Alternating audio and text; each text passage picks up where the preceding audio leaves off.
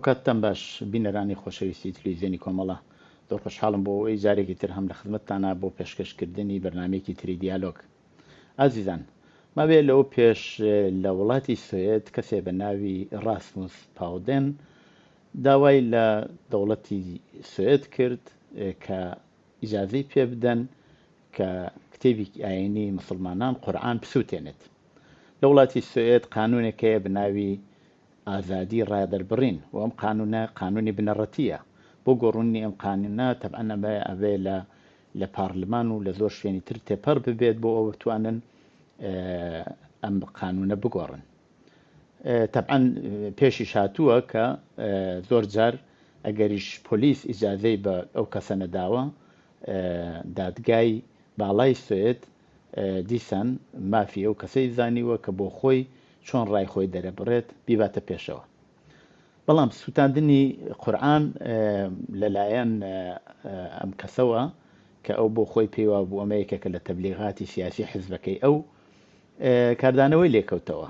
بەشێکی زۆر لە مسلمانانی تۆندڕە و بڕێک لە وڵاتانی کە زۆربەی خەڵکەکەی مسلمانن ئەویان بە هێرش کردنە سەر بیرروباوەڕی ئاینی ئەوان زانی و زۆر جار تەظاهرات و ئاعترازات لە وڵاتەکان بەرامبەر بە وڵاتی سوێد ڕوودرا و زۆر جاریش لە ماخرانە باڵێزخانەی سوێد لە عێراق کەوتە بەر هێرشی توندڕەوان و ئاوریان تێبەردا.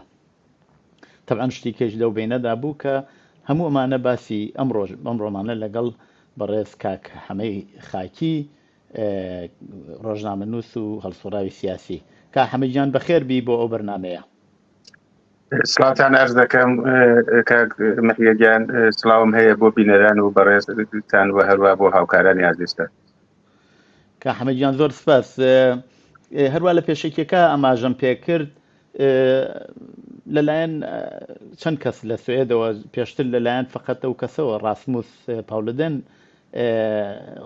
کتێبی ئاینی مسلمانان قورئان سووتێندرا، بەڵام دواتریش کەسێکی بەڕەگەز عێراقی ئەم کارەی کرد و کاردانەوەی هێزگار زۆری بوو لە وڵاتانی بە تایبەت ڕۆژهەڵاتی ناوەڕاست و وڵاتانێک کە زۆربەی خەڵکەکەی مسلمانن. پێم خۆشە بزانم ئاین و مەسهەب بە درێژایی مێژوو ئاینیان وەکو ئامرازێک بۆ سەرکوت شەڕ و فرێوی خەڵک بەکارهێناوە. ئەم سووتاندنی قورئانە بۆ وا کاردانەوەی گەورەی بووە. ئیشارەتان بە شتێکی چاک کرد کاک مەحیا.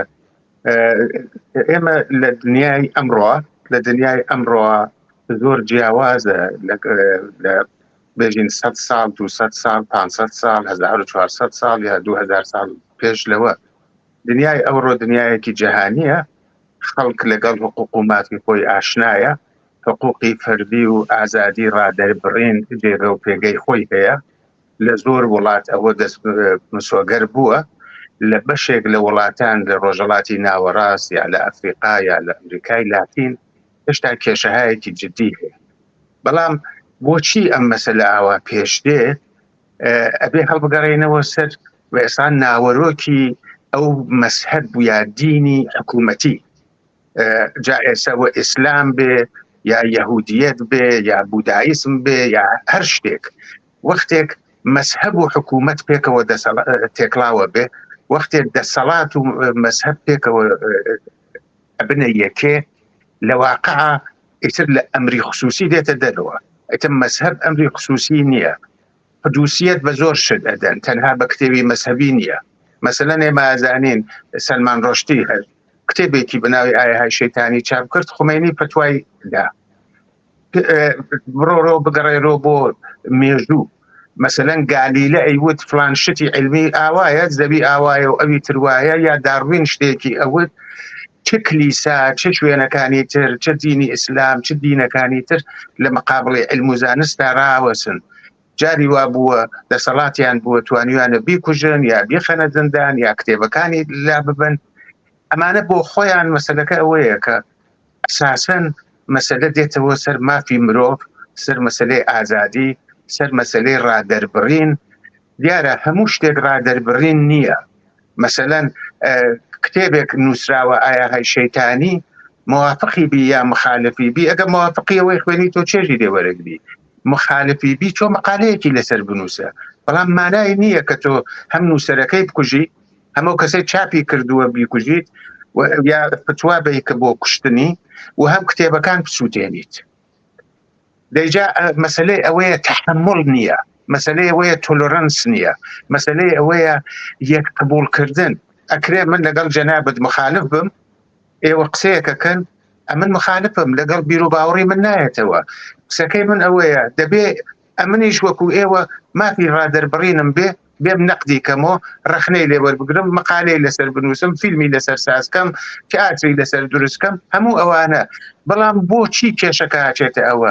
بەهۆی ئەوە ئەم حکوومەتانە و ئەو حکوومەتە مەسەبیانە لە قەیرانێکی ئابووری، کۆمەڵایەتی، سیاسی، مەشروعیەتیان لەژێر قەراریان گرتووە و بۆ بەهانە ئەگەڕێن کە هەموو ئەوانە داپۆشن کێشەیەکی تر بێرن ئاوا ئەسەن سەرمایە گوزاریەکەنتیایە.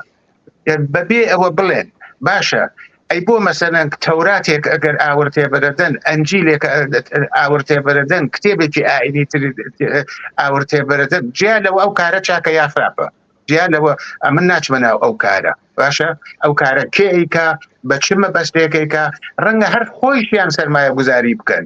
مەسەلەن ئێمە لە هی تورکیا دیمان زۆر لە ئانی هەڵبژاردنەکە ئەو جۆرەشی کە ئیشارەتان کرد لە کێشە پێش دێوەوانە. دەی مەسەلەکە ئەوەیە ئێمە بین بزانین ڕادەربڕینی واقعی، ئازادی بەیان، مافی مرۆڤ چییە و ئەمانە چۆن حەولە ئەدەن بۆ داپۆشانی ناکامی، ناکارامەیی و قەیرانەکانی خۆیان پەنا ببن بۆ ئەم شتانە. مەسەلەن لە عێراقا هیچ شتێک نییە، ئاو نییە، برق نییە، کارەبا نییە، ئەمنیەت نییە، کێشە نییە، کار نییە، پلان خەڵکەکەی هەرنە سەر جادە. بۆچی؟ لە سوئێت پلانکار کراوە. باشە لە گەرمای 50 دەرەجە ئەتۆ ناتوانانی برق تەمینکەی، ناتوانانی ئاو تەمینکەی، ناتوانانی بۆی جەهێڵەکانت کارکەی، ناتوانانی ئاوەدانی کەیتەوە. ئێستا کێشەی تۆ ئەوەیە کتێبێک جا ئەو کتێبە هەرچەنێ بۆ تۆ بەهای بێ، کتێبێکی ئاینیە سووتێنراوە. ئەمە بووە مەسەلەی ئەوڵی خەڵکی ئەو وڵاتە. ئەمن پێم وایە بۆ داپۆشانی شتەکەیە بە مەبەستی سیاسی، بە بەرنامە و بە پلانەمە بەرجەستا ئەکرێتەوە.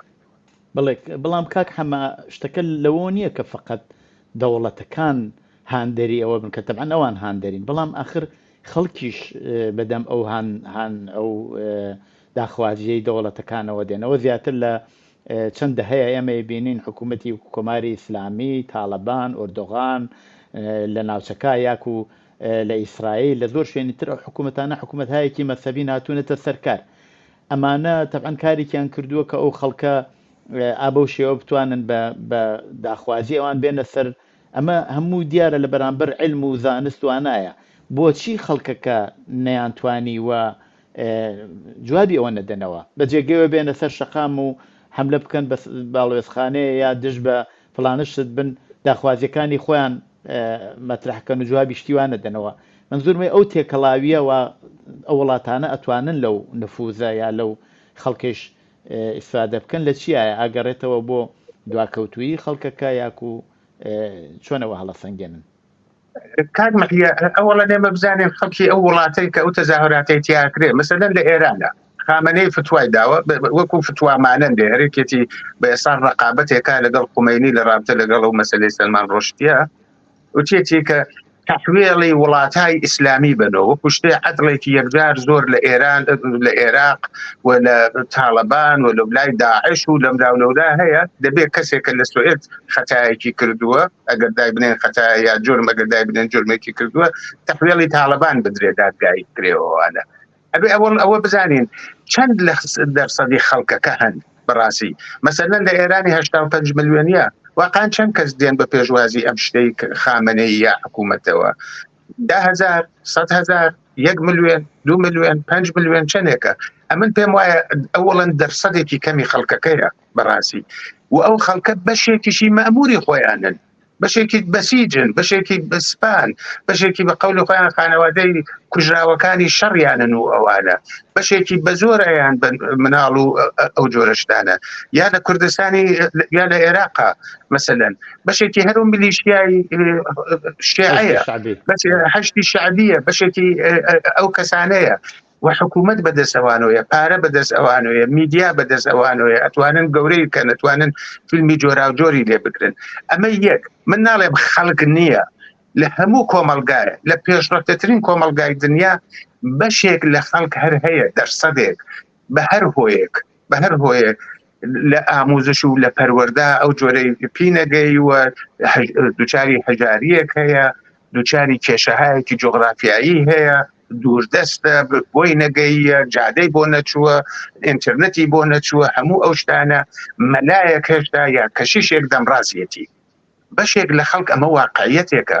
ئەو کۆماری ئیسلامیە کە هاتە سەرکار بەشێک لە خەڵک بەعالانە حمایەتی لێ کرد. بۆچی؟ بۆ مەسەلەن کتێبەکانی خمینی نەخوێند بووە، بۆ ئەوەی تەجروبەی لە تاریخی نەخوێندووە، نەیەزانی مەشروع ئەو مەشروتە چ تفاوتێکی هەیە، بۆ ئەوە نەقشی ڕۆحانیەتی ناناسی، بۆ ئەوە ئەیزانی شا بڕوخێ بەڵام نەیەزانی چی بێتە سەرکار. مەنزورمەوەیە ئەوەڵەن دەرسەدێکی زۆر کەمی خەڵکە بەڵام گەورەی ئەکەنەوە و ئەو دەرسەدە معمولەن دەرسەدێکی شلوقە، دەرسەدێکە دەنگی هەیە، عەربەدا کێشێ، نوێژی جمعی هەیە، تریبۆنەکانی لە اختیارایە، حمایەت ئەکرێ، ئسکۆرت ئەکرێ، پارەی بۆ خەرجەکەن، هەموو ئەو شتانە ئەکرێ. ئەکسەریەتی خەڵکەکە بە باوەڕی من کێشەکەی شتێکی ترە، کێشەی نانە، کێشەی ئاوە، کێشەی کارە، کێشەی ئەمنیەتە، کێشەی دەرمان و دوکتور و ژینگەیەکە کە وێرانە بێ، بەڵام ئەقەلیەتێکەیە بە مەبەست لەگەڵ حکوومەتە ئەوە مۆبایل دزکراوە، بە ئێسلاح ڕێکخراوە بۆ ئەو کارە. بەڵێ کاک حەما، مەوزوعێکی تر کە لێرە جێگەی سەرنجە ئەوی شەوەیە کە بەشێک لەو خەڵکە کە خەڵکێکن کە بیر و باوەڕی ئاینیان هەیە وەکو تاکە کەس، هیچ تۆندڕەو نین، لە هیچ ڕێکخراو نین، بیر و باوەڕی ئاینیان هەیە و ئەوە لە بەرنامە و لە سیاسەتی زۆربەی حزبەکانی حتا چەپیشە گونجێدراوە کە مافی ئاینی یا بوونی ئاینی شتێکی تاکە کەسیە و نابێ ببێ بە شتێکی حکوومەتی. بەڵام ئایا ئەم حرەکەتە پاڵ لەو خەڵکەوە وەکو تاکە کەس بیر و باوەڕێکی ئاینی بۆ خۆی هەیە، پاڵی پیوە نانێ ئەو کەسانە بەرەو جەهادیسم و بەرەو تۆندڕەوی و ئالەوانە بچن؟ ئایا ئەمە تاسیری نابێت لەسەرەوە؟ بە باوەڕی من شتەکە نوعێک ئفراتگرایی لە هەر لایەکۆ بێ. چاکە مەسەڵەن من بە بەشی خۆم وەکو شەخص وەکو تاکە کەسێ پێم خۆشە ئەو کتێبە مەسەبیانە بخوێنمەوە، بزانم چەندێکی لەگەڵ علم و زانستا دێتەوە، چەندێکی واقعیە و چەندێکی غێری واقعیە، چەندێکی لە دنیای ئەوڕۆ ناتوانانی سابتی کەیت. ئەگەر هەرەکەم بێ شتێک بنووسم، مقالەیەکە نووسم یا قسەیەکەکەم. ئاورتێ بەردانی کتێب ئەساسەن کاری خەڵک نەبووە، کاری دەسەڵاتەکان بووە. مەسەلەن هەر ئێستا لە کۆماری ئیسلامیە مەگەر کتێبی بەهاییەکان ناسووتێنن، مەگەر کتێبی بێدینەکان ناسووتێنن، مەگەر ئەدەبیاتی ئەوانەی مخالفی خۆیانە، تەنانەت ئەوانەی کە حتا شیعەن، هینی شیعەیەکی مخالفی خۆیانە لە حکوومەتێکی شیعە ناسووتێنن، کار ناکەن. ئەساسەن جواوی شێوەی ڕۆشنگەری، شێوەی واقعی، شێوەی باش، شێوەی بە باوەڕی من جێکەوتوو و تەسیری ببێ پلۆمیکێکە، دیالۆگێکی شارستانیە کە بێ بێژێ کاکە من ئەمە قبول نییە، بەم دەلیلە و بەم دەلیلە و بەم دەلیلە کتێبی لەسەر بنووسێ، فیلمی لەسەر سازکە، ئۆپەرای لەسەر دروستکرێ، نەقاشی لەسەر بکێشێ، هەر یەک لەوانە بێ نیشانی باتووەوانە. بەڵام خۆ لە هیچ شوێنێکی دنیا هیچ کەسێک ناتوانێت دانەدانەی تاکەکان کۆنتڕۆڵ بکات بێژێت تۆ ئەبێ ئاوا و ئاوابی. لە عینی حاڵە ئێمە ڕاستی ئفراتیمان هەیە، ئێمە گروههای مەسەلەن فاشیستیمان هەیە، بە عەمدەن دێن کارێکەکەن کە فشار خەنە سەر پەنابەر لە ئوروپا، کە مەسەلەن ئەگەر دوو دانە موسڵمانی تۆندڕە لە شوێنێک کارێکی کردووە، دەڵێ ئاها هەموو وڵاتای موسڵمان، هەموو خەڵکەکەی ئاوان، بێ گەورەیە کاتەوە، بێ بەو دوو کەسە تاوانی ئەوانە خاتە سەرشانی ئەو مەسەلەن 1 ملیارد خەڵکە مەسەلەن لە وڵاتای ئیسلامیان یا 1 ملیارد و شتێکوانە. مەقسەکەم ئەوەیە ئەوڵان کێ کردیەتی، بۆ کردیەتی، لە چ شەرایەتێکا کردیەتی، کێ لە پشتیەتی، هەموو ئەوانە. بەڵام قسەکە ئەوەیە بۆچی لە قەرنی 21ەکە کە علم و زانست و هەموو شتێک گەیشتووەتە ئەوە ئێمە دین ئەم حکوومەتە کۆنەپەرستانە کە خۆیان نمونەی دواکەوتووی، نمونەی سەرکوت، مەسەلەن داعش دێ شیعەکە تیابەت، شیعەکە دێتە سەرکار، مەسەلەن لە تارانە ناڵێت سونیەکە 1 مزگەوتی ببێت، دێت تیابەت، بزانە چه جەنایەتێک لە سیستان و بلوچستانەکە، چی لە کوردستانەکە، چی لە خوزستانەکە لە ناو عەرەبەکانەوەوانە. ئەمە وەختێ بەرابەر حتا بە هاودینەکەی خۆی، بەڵام لە شاخەیەکی ترێتی، لە مەسەبێکی ترێتی دێ ئەو کارانە ئاکات. ئەمانە دێن یەکە گرن هەمویان لە دنیای شیعە، لە دنیای لە داعشەوە، لە ئەلقاعدەوە، لە جمهوری ئیسلامیەوە، لە ئوردوغانەوە، لە هەموو کەسێکوانە دێن یەکە گرن یەک قساکەن، بۆ قەیرانەکانی خۆیان بشارنەوە، بۆ ناکارامەیەکی خۆیان بشارنەوە، بۆ نیشانی بن کە وڵاتێکیان هەیە تماشای نرخی بێکاری کرد، تماشای هەژاری کرد، تماشای نەخوێندەواری کرد، تماشای نەخۆشین کە لە وڵاتێکە کابراچێ کولیەی خۆی ئەفرۆشێ، نازانم ئەعزای بەدەنی خۆی ئەفرۆشێ بۆ ئەوە پوڵی دەوا و دەرمانەکەی مەسەلەن دایکەکەی یا باوکەکەی یا هاوسەرەکەی پێیا بکە. کوا کێشە ئەوەیە لە وڵاتێکی تر لە دەیان 1000 کیلومتر لەولاترۆ کتێبێک یا ئەو کتێبە هەر چەنێ لەلایەن ئەوە مقدس بێت، سووتێنراوە یان نەسووتێنراوە. قسەکەم ئەوەیە کە ئەم کێشە بە مەبەست گەورە بێتەوە، ئەمە پلانی بۆ داڕژراوە، ئەمە هەرێکیانە بە تیرێ چەند نیشان پێکن بۆ دوولایەنەکەیش قازانجی هەیە، چ بۆ لایەنی حکوومەتی ئیسلامیەکان، چ بۆ لایەنی توندی ڕاستی ئفراتی لە ئەوروپا. بەمە فشارە خەنە سەر پەنابەر، سەر ئەو کەسانەی کە خارجین، فشارە خەنە سەر ئەو کەسانەی کە ڕەنگی پێچیان جیاوازە، دینەکەیان جیاوازە، قیافەیان شێوەی کولتور و هەموو ئەو شتانیان جیاوازە. ئەگەر ئێمە بین ئەمانە لە یەک جیا بکەینەوە و نیشانی بین لە وڵاتێکی وەکو ئێرانە دوای 44 ساڵ لە کۆماری ئیسلامی سکولاریزم زیاتر بووە، خەڵک کەمتر مەذهبین بە نسبەتی جاران و بە تەجروبە دیانە، بە تەجروبە تاڵەبانیان دیوە، بە تەجروبە داعشیان دیوە، بە تەجروبە هەشتی شعبیان دیوە، بە تەجروبە هەموو ئەو جەنایەتیان بە ناوی دین و مەذهب و دیوە. و ئێستا ئەم هەرێکێتی هەموو ئەمانەدا پۆشێ بە سووتانن یا بە کێشانی یەک کاریکاتۆر. تەنها کتێب سووتانی نییە، فیلمێک بادا بنێت بۆ فیلمەکە واڵێت، کاریکاتۆرێکە کێشن دێ خەڵکەکە پوشێ، کتێبێک چاپەکەن ئاهای شێتانی دێ ئەو کاراکە. یەکێک لە سەنعەتە گەورەکانی ئێران خەمیرکردنی کتێبە، ئەو کتێبەی بەدڵ نییە ئەینێرێ خەمیری بکەن. ئەگەر تۆ ئەو ڕاستەکەی و ئەو نەدڵسۆزی و ئەو هینەکەی بۆ پێش بە کتێبت گرتووە، بۆ پێش بە چاپت گرتووە، بۆ پێش بە تەزاوراتت گرتووە، بۆ پێش بە قسەت گرتووە، بۆ پێش بە هەموو شتێکت گرتووە، هیچ ڕێیەکت بۆ خەڵک نەهێشتووەتەوە، هیچ ڕێیەکت بۆ خەڵک نەهێشتووەتەوە. ئەم کتێبە ئەم سووتاننی کتێب لێرە و لەوێ یا ئەم کتێب بە ئێسڵا مەذهبیانە خۆ لە لای خۆمان نییە، بالاخره لە وڵاتێکی ئوروپاییە، لەو وڵاتە قوانینی خۆی هەیە، فەرهەنگی خۆی هەیە، کۆلتوری خۆی هەیە. بە تۆ چ ڕەبتی هەیە لە وڵاتێکی تر لە شوێنێکی تر کارێکی واکراوەوانە؟ ئەتۆ چ کارێکەکەی بۆ ئەو لە هینەکەی تۆ دەخەڵەتە کات؟ بڵێ کاک هەم هەروە بۆ خۆشتان ئاماژەتان پێکرد علم و زانست بە درێژایی مێژوو تەئسیری لەسەر ڕۆتی گۆڕانکاری ناو کۆمەلگا بووە.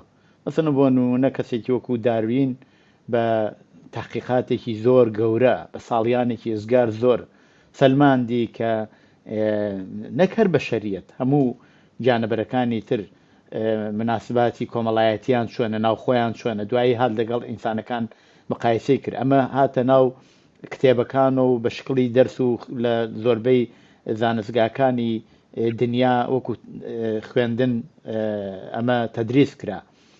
ڕوتی چەپیش هەمیشە لایەنی ئەم بەشە زانستی و علمیە بووە، هەمیشە پەرچەمداری ئەوە بووە کە ئەبێ هەموو شتێک لە ڕێگەی زانست و پێشکەوتووی و علم و ئەوانەوە بچێتە پێشەوە. بەڵام ئێمە بینین ڕوتی چەپ لەم بابەتەوە زۆر کەس دەرەکەوێت، بەتایبەت مەسەن ئەو مشکلەکە چییە؟ ئایا هەروایە هەرکەزە بەڕاستی ڕەوتی چەپ؟ ئەمن پێم وایە چەپی حزبی و چەپی کۆمەڵایەتی ئەتوانێت لە یەک جیا بکەینەوە بەداخەوە بەهۆی مەسەلەن ئەگەر چەپ ئێمە هەرێکمانە لەکوێ قسە بکەین، چەپ لە ئەوروپا قسە بکەین، چەپ لە ڕۆژهەڵات لە خاوەرمیانە قسە بکەین، لە ڕۆژهەڵاتی ناوەڕاست چەپ لە ئێران، چەپ لە کوردستان، چەپ لەکوێ. ئەمە سەتحێکی بەحسەکەیە. بەڵام من وای دانێم کە پرسیارەکە جەرابت لە ڕابطە لەگەڵ مەسلەی چەپ لە ئەو وڵاتانەیە کە ئەم تەزاوراتانەی تیاکرێت، کە ئەم کارانەی تیاکرێت، بۆچی ئەو چەپە نەیتوانیە ئەو کارانەکە؟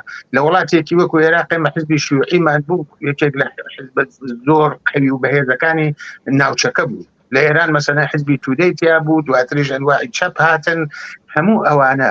بەڵام عامڵی سەرکوت مەسەلەن جەنایەتی سەدام شۆخی لەگەڵ ناکرێت، جەنایەتی دەورانی سەڵتەنەتی پەهلەوی و جەنایەتی کۆماری ئیسلامی نەسڵ کوشتی چەپەکانیان کرد، بە هەزاران کەسیان لە ساڵی هین کوشت. ئەوەیە کارێکیان کرد، ئەوانەی نەیان کوشتووە.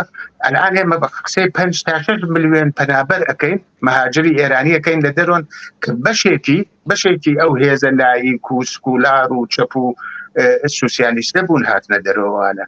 یعنی عامڵی سەرکوت عامڵێکی زۆر ئەساسیە. دووەمین عامڵ ئەوەیە بەڕاستی فەزانە بوو بۆ کارکردن و ئەوانە، و ئەمانە بە پوڵی نەوت بە ئیمکانات بە سەرچاوی دارایی و ماڵیە کە هەیەە توانیویان بە سیچکردنی.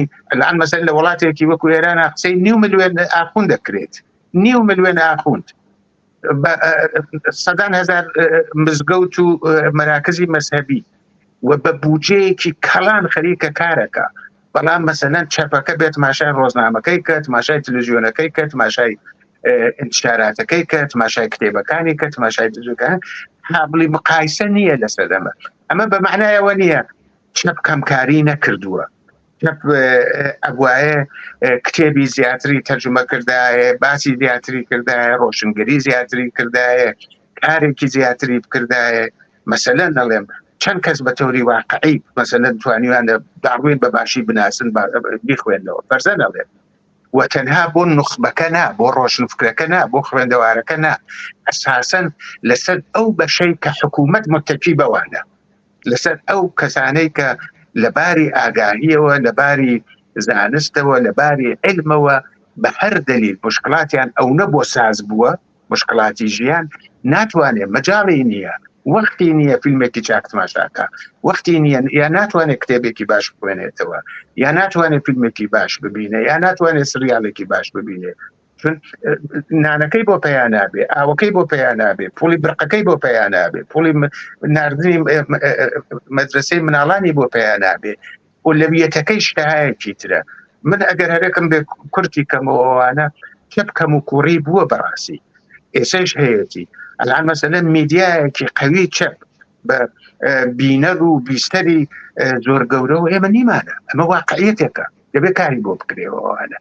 ئێمە کتێوهایە کە بە تیراژی زۆر گەورەوە، زۆر وەسیعەوە، ئەمانە بە ملیۆن کتێب قورئان مەسەلەن چاپەکەن بۆ ئەوروپا بە خۆڕایی ئەینێرنەوە، بە ملیۆن عەرەبستان بەجیا، قەتەر بەجیا، تورکیە بەجیا، ئێران بەجیا، بە جوانهای مختلف، بەڕێهای مختلف، بە ئەنواعی مەلا ناردن، بە هەموو ئەوانە.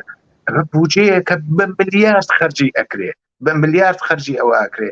بەڵام لەیرا تماشای قوتبی بەرابەرەکەی کەی، ئەوەی کە بە علم و زانست و هەموو ئەوانە متەکیە، هەر خەریکێتی ئیسلامی بکە، دانشگاکان، مەدرسەکان و دەبیرستانەکان و معلیمەکان، تەنانەت ئێستا گوزینت لە گوزینشی جمهوری ئیسلامیە دەڵێ ئەگەر معلیمێ ئابەمە و ئابەمە خراپیترین شتە باوەڕی نەبێ، ئەسەن نابێ ببێتە معلیم، هەر لە پێشە نابێتە معلیم وانە. دەی چەپ ئەرکێکی یەکجار زۆری هەیە، لە مەقابڵ وەزایفێکی یەکجار گەورەیە بێساوە، بەڵام بەڕاستی چەپیش کەمکاری کردووە، ئەمە توانی پای لێ بکەین. بەڵێ، بەڵام کاک محەممەد مەسەلەکە فقط خودی حکوومەتەکان نین، بەڵکو بەشێک لە ئۆپۆزیسیۆنیش، چه شیعە چه سنی یا ئۆپۆزیسیۆنەکانی تری ئاینی، ئەوانی شەر بنۆعێک لەم کێشە استفادەی ئەبزاری لێکەن. ئێمە چۆن دەتوانین ئەو جیاوازیە لە بینی حکوومەتەکان و ئەمانە پێک بێنین، ئەمان چۆن بەو مەسەلە بەرخوردەکەن مەبەستم ئۆپۆزیسیۆنی ئەو وڵاتانەیە یا ئۆپۆزیسیۆنی ئاینیە. ئەمیشە کێشەیەکی جددیە کێشەیەکی جددیە لەو وڵاتانەی کە ئێستبدادی تایە، کە ئازادی تیانی، کە دموکراسی تیانیەوەوانە بەداخەوە بەشێک لە ئۆپۆزیسیۆن فەرهەنگ و کاڵچر یا مەبەست بۆ ئەوە بەهێز بن، قەوی بن، یا ئەحیانەن مخاتبێکی زیاتریان بێ پەنا بن بۆ هەرە و ڕەوشانە، بۆ هەرە شتانە، تەنانەت پەنا بن بۆ دین و مەسەب. ئێمە مەسەلەن کەسێکە دادگای خوترەوی گوڵی سۆرقی دیوێ، خسرۆ گوڵی سۆرقی وەختێک پێش لە ئەدامەکەی ئەهێرن لەو دادگا عەلەنیا هینەکە شتایە کەڵێکە الان من و تۆ ئەیخوێنینەوەوانە باسی ئیمام حوسێن و باسی ئەم جۆرە شتانەکە دەسووتکە خۆی مەسەبی نەبووە. بۆچی ئەو کارە ئەکات؟ بۆ لە دەورەیەکە ئەڵێن نازانم ئیسلامی سیاسی یا ئیسلامی ئینقلابی یا ئیسلامی فلان شریعەتیە کێ دی ئەو کاراکە. ئێسەی شێمە ئەوە بینین بە مەبەست ئەدێت بۆ ناو سونیەکان، ئەدێت بۆ ناو شیعەکان، ئۆپۆزیسیۆنیشن بێن ئەگرن بەدەسەوە. ئەو بە ئایەی قورئان خوێندن لە بەرنامەیەکە و بە کۆکردنەوەی مەلا ئەمیش بۆ ئەوە مەسەلەن هێز لە مەناتقێکی شیعەنشینە مەسەلەن لە کوردستانە یا لە شوێنەکانی تراهینکە هەر لە سەتحی کوردستانیش بینە دەرۆ ئێمە حزبای ئیسلامیمان هەیە، سەلەفیەکان هەیەە، مجاهدینی خەڵقەتی خەبات هەیە، ئەمە هەیە، ئەوە هەیە، حزبایەکەن ئەساسەن ئۆپۆزیسیۆنن بەڵام بەسەبی هەر شتیان هەیە. الان مەسەلەن بێت ماشای سازمانی مجاهدین کە بێت ماشای ئەنوا و ئەقسامی سەلەفی کە خۆیان سازمان داوە. بەشێک لە ئۆپۆزیسیۆنی ئەم ڕژیم یا ئەو ڕژیم دەکرێ هەرە و ناوەڕۆکەی بێ لەگەڵ حکوومەتە، بەڵام دەڵێ مەسەلەن من جمهوریەکی ئیسلامی بێ ئاخوندم دەبێت، بەڵام هەر جمهوری ئیسلامی بەوێ. ئەوی تریش مەبەست بە باوەڕی من بۆ ئەمە خەتەرناکە، ئەمە هەڵەیەکی کوشندەیە. لە کوردستانە من زیاتر قسە ئەەکەم لەسەری تەمەرکوز و فۆکوسەکەم هەیە، جنبشێکە سکولارە، لاییکە، پێشڕەوە، شارستانیە، مۆدێرنە، هەموو ئەوانە مەسەلەی وەیە مەذهب دەبێت حکوومەت و لە دەسەڵات جیاب بکرێتەوە، لە پەروەردە و لە ئامۆزش و پەروەژە جیاب بکرێتەوە و مەذهب بێتە ئەمری خصوصی خەڵک. ئەو حزبە ئۆپۆزیسیۆنە کە لە مەذهب کەڵگۆرەگرێ بۆەوە نیرو وەربگرێ بە باوەڕی من کێشە و شەڕێکی تریش بۆ ئایندە دروستەکە، نەتەنها ئەمڕۆ کێشە و شەڕە. یعنی دوای کۆماری ئیسلامیش ئێمە دیسان و دووچاری دووزەقێکی وەکو ئەو 44 ساڵی تر ئەبین، لێ خەڵکە بێت 44 ساڵی تر 50 ساڵی تر شەڕکە تا ئەویشە بخا بەلایەکەوەوانە. ئەوە بە نەزەری من نەڕەوایە، نەدروستە، نەکارێکی قابلی دفاعە. من هیوادارم بەڕاستی ئەو حیزبانەی کە بە تایبەت پێشینەی چەپیان هەیە یا خۆیان بە سکولار و دموکرات و ئازادی خوا دوانە ئازانن ئەنا نەبن بۆ ئەو شێوە کارانە. بڵێ کاک هەمە پێشتریش بۆ خۆتان ئاماژەتان پێکردم دەوڵەتانە لەسەر دۆلار و نەوت و دەرامەدێکی هێزگار زۆر خەوتون و ئەم هەزینە زۆرە، ئەم پۆڵە زۆر چۆن ئاگا بنەوە لەوەی کە فریوی ئەم نوع تەبلیغات و شتەکە تاعن کەمیش نییە زۆرە و مێدیای زۆری لە پشتەوانە چۆن ئاگابنەوە دەوری ڕووناکبیران ئاکادەمیکەکان ئەوانەی کە خوێندەواریان هەیە، ئەوانەی کە دنیایان بینی و ئەوانەی وا تەجروبەیان هەیە، دەوری ئەوان چۆنە بینن؟ بە باوەڕی من دەورێکی فەوق‌العادە گرنگیان هەیە، بەهۆی ئەوە ئێمە بۆشاییەکیشە بینین. حیزبەکان بڕێکیان هەن هەروەکو مەسەلەن خۆتان کۆمەڵە، بە باوەڕی من کۆمەڵەیەکی لەو حیزبانە بووە کە لە کوردستان ناتوانێتی بە باشترین شێوەی ممکن لە ڕاستە لەگەڵ ئەم مەسەلەی هەڵست و کەوتکە، یعنی وتێتی دین و مەسەب ئەمرێکی شخصیە، دینە بێ لە ئاموزش و پەروەردە لە حکوومەت جیاب بکرێتەوە، مەلا چێکارکە، حقوق و ئەو جۆرەشتانە بە نەهاتای مەسەبی نەدرێ و زۆر شتی تر کە قابلی دفاع ئەو هیچ دنیای ئەمڕۆیە و هیچ دنیای پێشکەوتووە. بەڵام لە وەختێکا کە ئێمە بۆشاییەک لە ناو حیزبەکانە بینین کە ئەو حیزبانە ناتوانن ئەو کارە بکەن و کۆمەلگای مەدەنیش کۆمەلگایەکی زۆر قوی نییە، لەژێر فشارایە. ئەوەی کە لە ناوە کارەکە 1001 فشاری بۆ دێ ئەگەر مقالەیەک بنووسێ ئەگەر چاوپێکەوتنێ بکە ئەگەر کارێک بکە ئەگەر جۆنگێک گۆڤارێک دەرێرێ خێرا ئیتلاعات لەسەر لەبەر ماڵەکەیە ئامادەیە کە بیبا بۆ زندان و بۆ ژێر ئەشکەنجە و ئەوانە لەو کاتە نەقشی ڕۆناکبیر نەقشی ئەو کەسانەی کە لە باری علمی و لە باری زانستی و کارەکەن جا هەر شتێک بێت لە فیزیکەوە تا ریاضی تا زیستشناسی تا بیۆلۆژی تا هەر شتێک وانە بەڕاستی نەقشێکی یەکجار گەورەیە فەلسەفە یا هەر شتێک کۆمەڵناسی یا ڕەوانشناسی هەر شتێک هەر کەسێک لە هەر بوارێکە جایسە هونەریە فەرهەنگیە علمیە بێت تەوزیح بات ئێمە ئەتوانین کتێبهایە تەرجمە بکرێت و فیلمایەک دروست بێ مقالاتێک تەرجمە بکرێت بەحسایەک بکرێت کارشناس و پسپۆر بێرن لەسەر ئەمانە قسە بکەن تەنانەت شێوەی بەرخوردی دروست بە مەذهب چۆن بێت شێوەی بەرخوردی دروست بە مەذهب چۆنە بە ئیسلام مەرزەکان کامەیە سنوورەکان کامەیە چۆن من ئەتوانم مەسەلەن خەڵکی مەذهبی وەکو باوکو دایکی خۆم مەسەلەن لەگەڵ نەهادێکی مەذهبی لێرجیاکەمەوە ئەوەی شخصێکی حقیقی حقوقیە وەکو من و جەنابێت ئەوە فەرقەکە ئەوە حەقی ڕەئی هەیە حەقی ئیبرازی نەزەری هەیە بەڵام نەهادێکی مەذهبی مەسەلەن فڵان نەهادی مەذهبی ئەوە حەقی چییە؟ حەقی چییە لە مەسائلی جامعە دەخالەتەکە و ئەرێ ئەمە بکەن و ئەمە مەکەن و سنوور دیاریەکەوانە کێ ئەو حەقی پێداوە بۆ حەقی پێداوە بۆ خۆی فەرزەکە بەسەر کۆمەڵگا یا مەقسەکەم ئەوەیە خەڵکی ڕووناکبیر خەڵکی تێگەیشت و خەڵکی پێگەیشت و کاری خۆیان کردووە کتێب زۆر بڵاو بووەتەوە شت زۆر کراوە پێشەڕ زۆر پێشەوی زۆر بووە بەخۆشیەوە ئێستا دنیایش دنیایەکی چکۆلەیە ئەم میدیای سوشیال میدیا و ئەم کۆمونیکیشن و ئەم ساتەلایت و ئەوانەی دنیای زۆر بە یەک نزیکتر کردووە ئەوەی لە ئەوروپا وزەرێ ئەو پێشڕەفتە سەنعەتی و علمی و جۆرشتانە هەر خێرا لە شارەکەی من و ئێوە یا لە شوێنەکانی تر دەنگاتەوە بەڵام من پێم وایە نەقشی ڕووناکبیر لە جاران زیاترە بەهۆی ئەو بۆشاییەوە دەوڵەت نایەڵێ حزبەکان جواببوونین بە تەنهایی هەزار یەک کێشەی تریان هەیە لە خەتەری ڕۆژمەڕا قەراریان گرتەوەوانە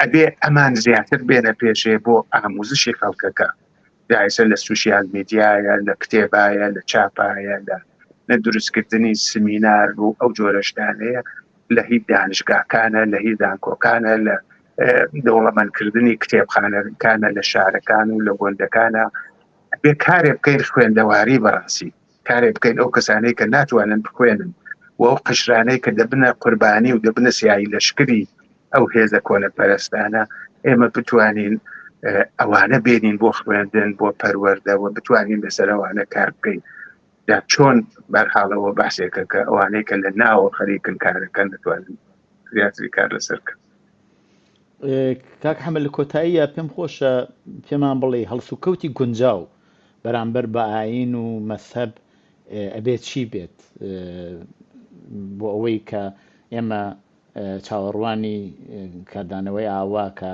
تاسیراتی خراپی لەسەر کۆمەڵگا هەیە نەبێت من لە ئەوەڵین شتێکە پێم وایە دەبێت کەسی مەذهبی کەسی ئاینی لە نەهادی ئاینی جیا بکەینەوە لە حکوومەتی مەذهبی جیاکەینەوە باوکی من و دایکی من مەذهبی بوون بەڵام ئێمە مەذهبی نەبووین بۆ قەت قەدیش کێشەمان نەبوو قەت قەدیش کێشەمان نەبوو بە حورمەتەوە هەردووکمان یەکمان تەحمڵە کردووەوانە خەڵکی مەذهبی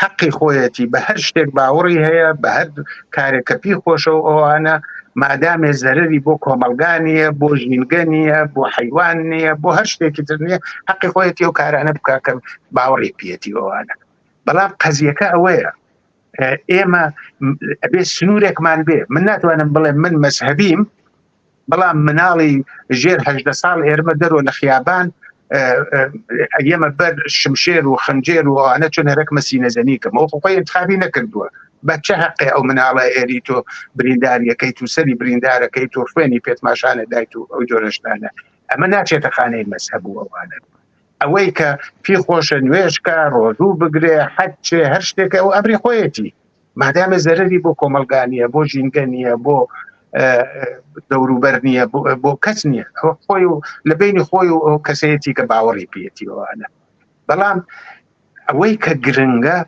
مەذهب نەبێتە ئامرازێ بۆ سەرکوت مەذهب نەبێتە بێژێت تۆ بێدینی دەبێ بمری مفسدل فی الأرض تۆ خوا ناناسیت تۆ لە ئیسلام لات داوە تۆ نوێژ ناکەی تۆ ڕیشت نەهێشتووە تۆ نازانم لە ڕەمەزانە ڕۆژوت نەگرتووە ئەوانە فەرز کا بەسەر خەڵکەوە ئەوە غەڵەتە ئەوە نابێ ئیجازەی پێ بدرێت ئەبێ بشکێتە تا ئەوجەیە کە ئەکرێەوەوانە بەڵام ئەونەی کە هەڵگەڕێتەوە ئێمە ومانان داوای چەند شت ئەەکەین زۆر ڕۆشنە یەکەم مەذهب لە حکوومەت و لە دەسەڵات جیاب بکرێتەوە مەذهب دووەم بێتە ئەمری خصوصی خەڵک سێهەم مەذهب و پەروەردە لە یەک جیاب بکرێتەوە ئەوانە و مەذهبیش بێتە ئەمری خصوصی خەڵک ئەمری جەمعی نییە ئەمری کۆمەلگا نییە و دوایەوە ئەو مەلای وەکو من و جەنابەت تاقس بە ماڵیات بات نە لە پوڵی خەڵک پوڵی مفت بخوات هیچ نەکە بێژێ وەڵام منەوە